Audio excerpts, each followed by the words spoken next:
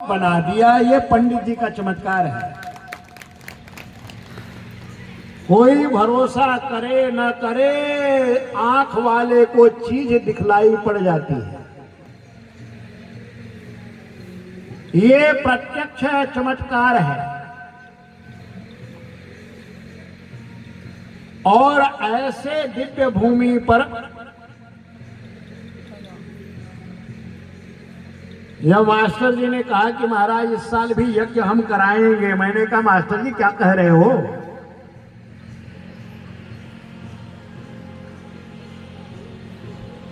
और आप कराने भी जाओगे, लोग कहेंगे भी तो कौन करने देगा? और मैंने कहा पाप कर्म करना हो तो सरकारें नहीं रोकेगी, लेकिन पुण्य कर्म करना हो तो जरूर रोक देगी, हल्ला मचाएगी। ये हो जाएगा, वो हो जाएगा, दुनिया भर की बात है। नेताओं का भाषण होगा, चुनाव होगा, इलेक्शन होगा तो 10-20 हजार लोग इकट्ठा हो जाएंगे, तब कुछ नहीं होगा। लेकिन यदि यज्ञ होने लग गया, अभिषेक होने लग गया, कथा होने लग गई, कीर्तन होने लग गया, तो अरे पता नहीं क्या हो जाएगा। कुछ नहीं होगा, बिना महादेव की मर्जी के कुछ नहीं होता। जो महाकाल के भक्त होते हैं उनके मुट्ठी में काल होता है, काल उनका कुछ भी नहीं कर सकता है। महाकाल पर भरोसा करके अपने जीवन को चलाओ। और नित्य तो अमर तो कोई भी नहीं रहा इस दुनिया में। जो आया है वो जाएगा, आया है सो जाएगा, राजा रंक फकीर। कोई हाथी चढ़ चले, कोई बंधे, कोई थोड़े दिन ज्यादा ठहर जाता है, कोई थोड़े दिन कम ठहरता है, बस इतना ही है। बड़े सिद्ध महात्मा ऋषि रहेंगे तो एक कल्प जी लेंगे, उनको भी तो जाना ही पड़ेगा। जो चिरंजीवी हैं उनको भी तो कल्प का अंत होगा, तो जाना पड़ेगा भाई। भगवान ने ये मर्तलोक बनाया है, और मर्तलोक का मतलब यही है कि यहां जो भी आएगा उसे मरना पड़ेगा। जो भी जन्मता है, जो भी पैदा होता है, उसके साथ मृत्यु अपने आप लग जाती है। इसलिए तो पुराणों में कहा है मृत्यु जन्मवताम वीरा देहे न सहजायते। हम सोचते हैं मृत्यु बाद में आती है, मृत्यु बाद में नहीं आती है। मृत्यु तो पैदा होते ही साथ में पैदा हो जाती है।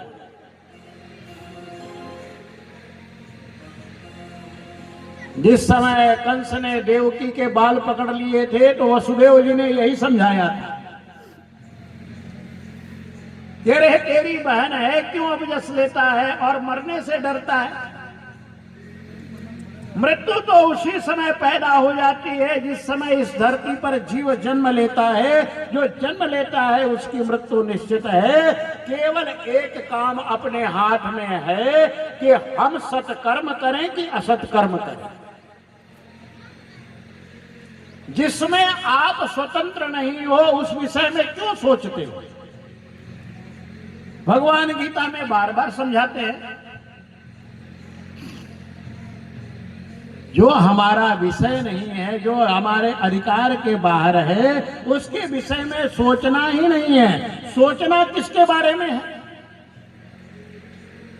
कि हम आए हैं तो अपना कल्याण कर लेवे, अपना उद्धार कर लेवे, अपना शिवलोक गमन के लिए तैयारी सत्कर्म हम कर लेवे, अपने जीवन का उद्धार कर लेवे, अपने पीढ़ी दर पीढ़ी का कल्याण कर लेवे। ये हमारे हाथ में। लेकिन जो करना है उसके बारे में आदमी सोचता नहीं, जो हो नहीं सकता उसके बारे में बड़ा सोचता है। और पता नहीं लोग क्या क्या सोचते रहते हैं। लोगों की तो खोपड़ी जो है ना आजकल ऐसे ऐसे है, चांद पे जाएंगे, मंगल पे जाएंगे, बृहस्पति पे जाएंगे। अरे कहाँ कहाँ जाओगे, धरती पे बसे हो, कम से कम ठीक से तो जीना सीख लो। इसलिए कभी भी महाकाल का भक्त डरता नहीं। आप लोगों ने बड़ा पुण्य कर्म किया, जिसके कारण ये 25वां यज्ञ आपका संपन्न हो रहा है। और देखो, हमारे मास्टर जी के आग्रह के कारण हमें भी आना पड़ गया। हम भी अपने कुंभ मेला छोड़ के आए हैं। हरिद्वार में इस समय महाकुंभ है, खूब जनता का आना जाना, भीड़ भाड़, और आश्रम में महात्मा ही ना हो तो लोग मिलेंगे किससे? हमने मास्टर जी को कहा, मास्टर जी कोई और महात्मा भेज देते हैं। बोले ना महाराज, आप ही को सुनाना पड़े। मैंने कहा भाई, पंडित जी का चमत्कार खींच करके ले आता ही। बड़ी मुश्किल से ये 10 दिन हमने बीच में निकाले, व्यवस्था करके आए हैं जैसे तैसे। और सबसे बड़ी प्रसन्नता हमें ये हुई कि ये यज्ञ इसी तरीके से अखंड चल रहा है। और इसमें सबसे बड़ा एक कमाल की बात हो गई कि भगवान शंकर सब रूपों में बैठे। साक्षात शिवलिंग के ऊपर नर्मदेश्वर के रूप में भगवान शंकर यहां विराजमान है। और सबको व्यक्तिगत पूजा करने का अब की बार अवसर मिला है, लाभ मिला है। ये पहले नहीं किसी को मिला। एक अभिषेक में ही समष्टि सबकी होती थी। और सबसे बड़ा चमत्कार यह है कि मास्टर जी ने कल्पना की, पूछा, और नर्मदेश्वर शिवलिंग बिल्कुल असली आपको मिल गए। ये सब हमारे पंडित जी का चमत्कार नहीं तो क्या है। हरिद्वार में भी नकली शिवलिंग बिकते हैं, ये आपको मैं बात बता देता हूं। हमने कहा मास्टर जी ये बताइए कि आप जो है असली शिवलिंग कहां से लाएंगे? बोले गुरुजी एक बार महादेव कृपा करेंगे तो मिल जाएगा। और मिल गया। फिर हमने कहा पुराण तो बड़े महंगे हैं। बाद में इन्होंने बताया कि गीता प्रेस ने पुराण भी पहले से छाप दिया है। मैंने कहा वाह भाई, हम तो छोटे अक्षर वाला पढ़ते थे, आपको बड़े अक्षर वाला मिल गया। और हमने पूरा पाठ करके देखा, बिल्कुल शुद्ध है, बिल्कुल स्वच्छ है, शुद्ध है। तो ये सब केवल योग नहीं है, ये योग है, ये वस्तुतः पंडित जी महाराज की तपस्या का फल है, जो आप लोगों को ये अवसर मिल रहा है।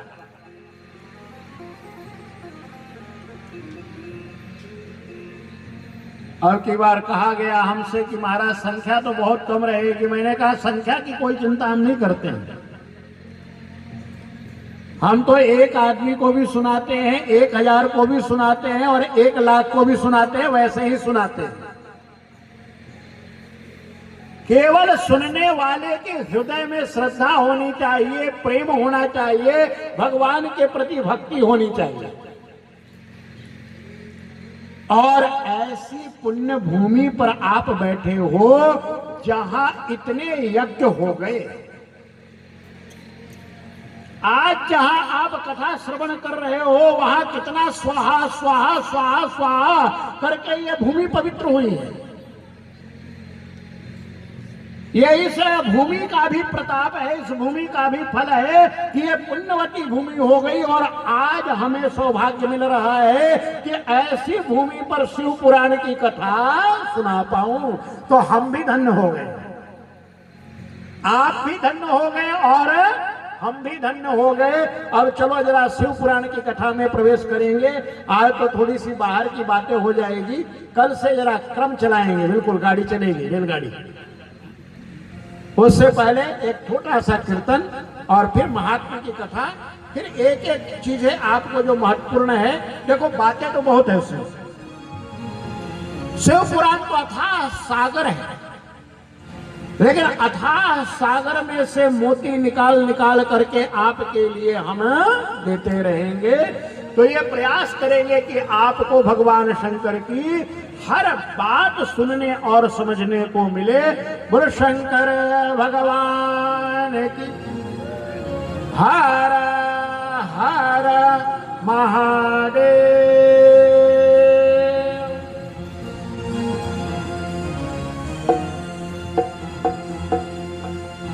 हेलो। नमः शिवाय ओम नमः शिवाय हरे हरे भोले नमः शिवाय हरे हरे भोले नमः शिवाय नमः शिवाय ओम नमः शिवाय नमः शिवाय ओम नमः शिवाय ओम नमः शिवाय ओम नमः शिवाय नमः शिवाय ओम नमः शिवाय हरे हरे भोले नमः शिवाय नमः शिवाय ओम नमः शिवाय हरे हरे भोले नमः शिवाय नमः शिवाय ओम नमः शिवाय हरे हरे भोले नमः शिवाय जटाधराय शिवी जटाधराय हरे हरे भोले नमः शिवाय जटाधराय शिवी जटाधराय हरे हरे भोले नमः शिवाय नमः शिवाय ओम नमः शिवाय हरे हरे भोले नमः शिवाय गंगाधराय शिवी गंगाधराय हरे हरे भोले नमः शिवाय गंगाधराय शिवी गंगाधराय हरे हरे भोले नमः शिवाय नमः शिवाय ओम नमः शिवाय हरे हरे भोले नमः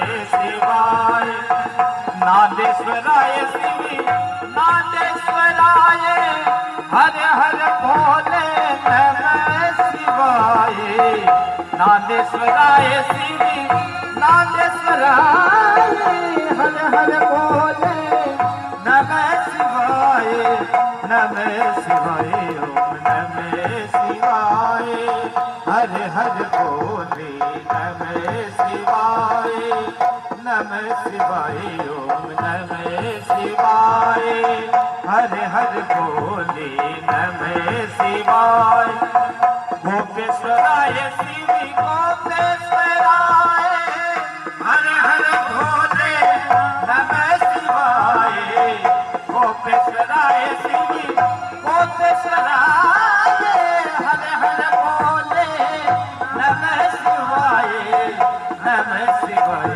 ओम नमः शिवाय हरे हरे भोले नमः शिवाय नमः शिवाय ओम नमः शिवाय हरे हरे भोले नमः शिवाय। गुरु शंकर भगवान की जय हो। आइए महादेव की महती अनुकंपा से शिव महापुराण की कथा में प्रवेश करें। अति संक्षिप्त समय में श्लोकों का पाठ तो संभव नहीं है, इसके लिए ब्राह्मण लोग पाठ कर रहे हैं। मैं आपको सार सार सुनाते जाऊंगा। इसमें जितना सार सार है, क्योंकि विस्तार तो बहुत है। प्रयाग की पुण्य भूमि पर ऋषि लोग यज्ञ कर रहे थे और वहां पर कहा है महासत्रम विकेनिरे। महासत्र कैसा होता है? एक तो होता है छोटा यज्ञ 10-11 दिन का, और एक होता है 3 महीने का, एक होता है 6 महीने का, एक होता है साल भर का। लेकिन कई बार ऋषि लोग ऐसे ऐसे यज्ञ करते थे जो 100-100 साल चलता था।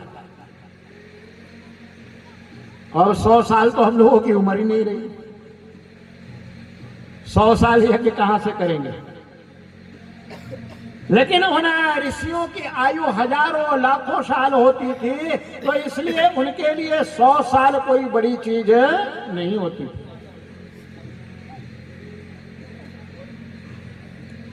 जब वहां समवेत स्वर स्वाहा स्वाहा के गुंजित हो रहे थे, तो उसी यज्ञ के अंदर पहुंचे महाराज सूत जी महाराज। और सूत जी महाराज पुराणों के विशेषज्ञ हैं। अपने गुरु व्यासदेव जी से इन्होंने सांगो पांग सारी विद्याएं ग्रहण की है। कोई ऐसी विद्या नहीं जो सूत जी को ज्ञात नहीं है। पुराण तो महाराज बिल्कुल उनके कंठ में है। और सारे पुराण जैसे व्यास जी ने पढ़ाए थे, जस के तस है महाराज उनके कंठ में।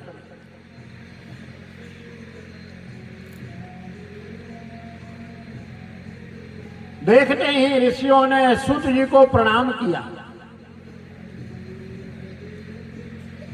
और प्रणाम करने के साथ आशीर्वाद भी दिया। प्रणाम इसलिए किया क्योंकि आप ज्ञानवृत्त हो, और आशीर्वाद इसलिए दिया कि आप आयु में छोटे हो। ज्ञान वृद्ध होने से आप प्रणाम के योग्य हो, नमस्कार के योग्य हो, और आयु में छोटे होने से आशीर्वाद के लायक हो। हम लोगों के यहां कई प्रकार के वृद्ध गिने गए हैं। ज्ञान वृद्धा, तपो वृद्धा, वयो वृद्धा। हमारे यहां केवल शरीर की आयु से वृद्ध नहीं गिना जाता है। भगवान शंकराचार्य केवल 16 साल के थे और उनको प्रणाम करने वाले उनके चेले महाराज कोई 21 साल का था, कोई 51 साल का था, कोई 75 साल का था, क्योंकि वह ज्ञान वृद्ध था। ज्ञानेश्वर महाराज केवल 21 साल के उम्र में समाधि ले लिए और उनका चेला बना चांगदेव। चांगदेव 800 साल का था, 800 साल का। 7 बार उसने मृत्यु को धोखा दे दिया था। चांगदेव इतना बड़ा योगी था, इतना बड़ा योगी था कि जब मृत्यु का काल आता था तो उस समय वह ब्रह्मरंध्र में जाकर के और छुप जाता था। जब समय निकल जाता था फिर वह इस शरीर में आ जाता था।